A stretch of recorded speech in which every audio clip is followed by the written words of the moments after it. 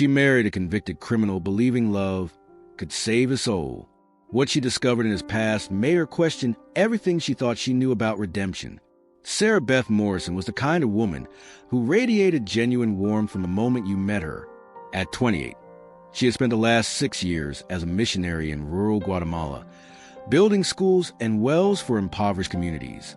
With her sun-bleached blonde hair, freckled nose, and callous hands from manual labor, Sarah looked nothing like the privileged pastor's daughter she had once been.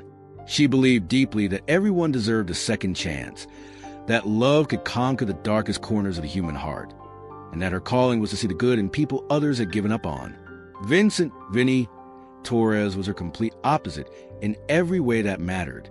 At 34, he was tall and lean with sleeve tattoos that told stories of a life lived on the wrong side of the law. His dark eyes held secrets, and his charming smile had once convinced elderly widows to hand over their life savings. Vinny had spent 3 years in federal prison for running elaborate romance scams that had built vulnerable women out of over $2 million. He was articulate, intelligent, and possessed the kind of dangerous charisma that made people want to trust him even when they knew better. Sarah first encountered Vinny during her monthly visits to Riverside Correctional Facility, where she volunteered for a faith-based rehabilitation program. She had been working with inmates for 2 years, but Vinny was different. While other prisoners attended her Bible study sessions for early parole credits or simply to break the monotony, Vinny engaged with genuine curiosity. He asked thoughtful questions about forgiveness, redemption, and whether someone could truly change after causing so much harm. "I used to prey on women like you," he told her one afternoon during a counseling session. "Good women who wanted to believe the best in people. I took their trust and turned it into profit. How do I live with that?" Sarah saw a pain in his eyes that seemed authentic, a remorse that felt different from the practiced apologies she'd heard from other inmates. When Vinny was released after serving his full sentence, Sarah made a decision that shocked her family and fellow missionaries. She would continue working with him on the outside, helping him rebuild his life. "Everyone deserves redemption," she told her concerned parents over a crackling phone connection from Guatemala. "If I truly believe that, then I have to act on it." What began as spiritual mentorship slowly evolved into something deeper. Vinny seemed genuinely committed to changing his life. He found work at a local auto shop, attended church regularly, and spent his evenings helping Sarah coordinate supply shipments for her mission work. He was attentive without being pushy, vulnerable without seeming weak, and he spoke about his past crimes with what appeared to be genuine shame and remorse. "I used to create fake personas to manipulate people," he told Sarah one evening as they sorted donated medical supplies. "But with you, I'm trying to figure out who I really am underneath all the lies." Sarah found herself drawn to his intelligence and his apparent desire for redemption. Unlike the sheltered church boy she'd grown up around, Vinny understood darkness in a way that made him appreciate light. When he spoke about wanting to dedicate his life to making amends for his past, Sarah believed him completely. Their relationship progressed slowly, carefully. Vinny never pushed for physical intimacy, respecting Sarah's values in a way that convinced her of his sincerity. He learned Spanish to better communicate with her mission work contacts, read theology books to understand her faith, and volunteered at a local homeless shelter without being asked. After 8 months of courtship, Vinny proposed with a simple ring he'd saved for by working overtime at the garage. "I don't deserve you," he said, tears in his eyes, "but I want to spend the rest of my life trying to become the man you see in me." Sarah said yes, believing she was witnessing a miracle of transformation. The wedding was small and beautiful, held in Sarah's childhood church with her skeptical family in attendance. Vinny's charm won over even her doubtful father, and for a brief moment, Sarah felt vindicated in her faith that love could indeed redeem anyone. But 2 months into their marriage, Sarah made a discovery that shattered her world. She had been organizing their shared finances to set up automatic donations to her mission work when she noticed irregular activity in Vinny's bank account. Large deposits that didn't match his garage salary were appearing weekly. When she asked him about it, he claimed he'd been doing freelance bookkeeping for small businesses.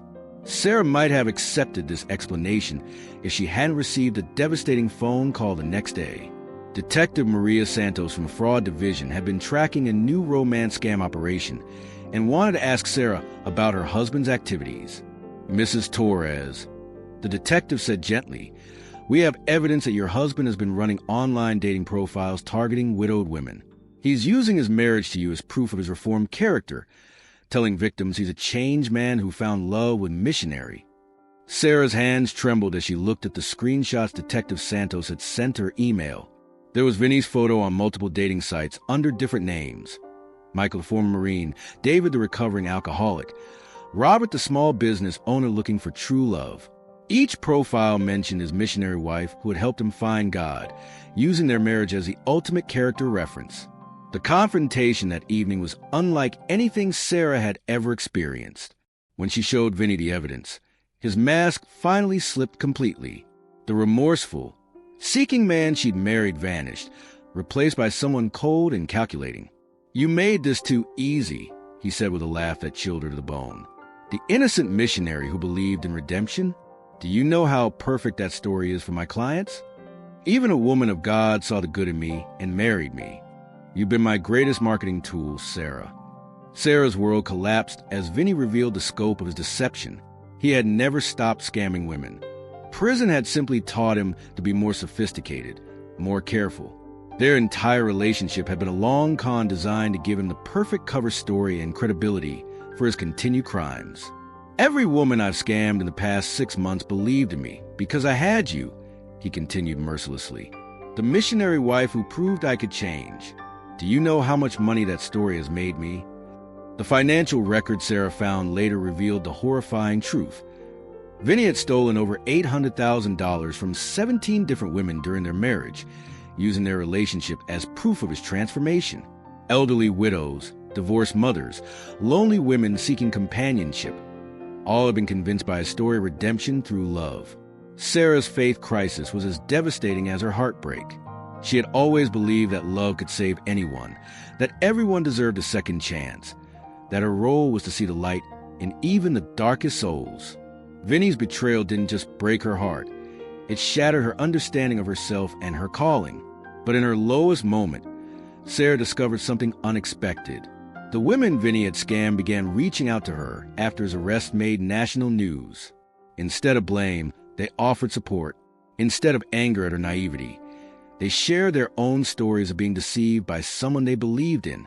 "You gave him a chance at redemption," wrote Eleanor, a 72-year-old widow who had lost her retirement savings to Vinny's schemes. "That he chose to use your kindness as a weapon doesn't make your kindness wrong." Sarah testified at Vinny's trial, helping to ensure he received the maximum sentence for his crimes. But she also did something else that surprised everyone, including herself.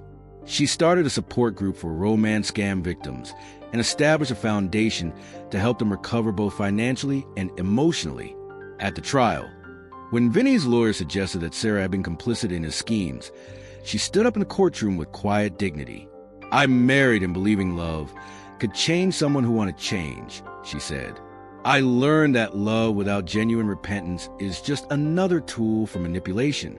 But I also learned that choosing to love, even when that love is betrayed, is still the right choice." Vinny was sentenced to 12 years in federal prison. Sarah returned to her mission work, but with a deeper understanding of both human nature and the complexity of redemption. She still believed in second chances, but she had learned the difference between offering grace and being willfully blind. True redemption requires genuine remorse and changed behavior, not just the ability to tell people what they want to hear. Love can inspire transformation, but it cannot force it. Sometimes the greatest act of faith is recognizing when someone is using your belief in their potential as a weapon against others who deserve protection. If you like that story, please subscribe.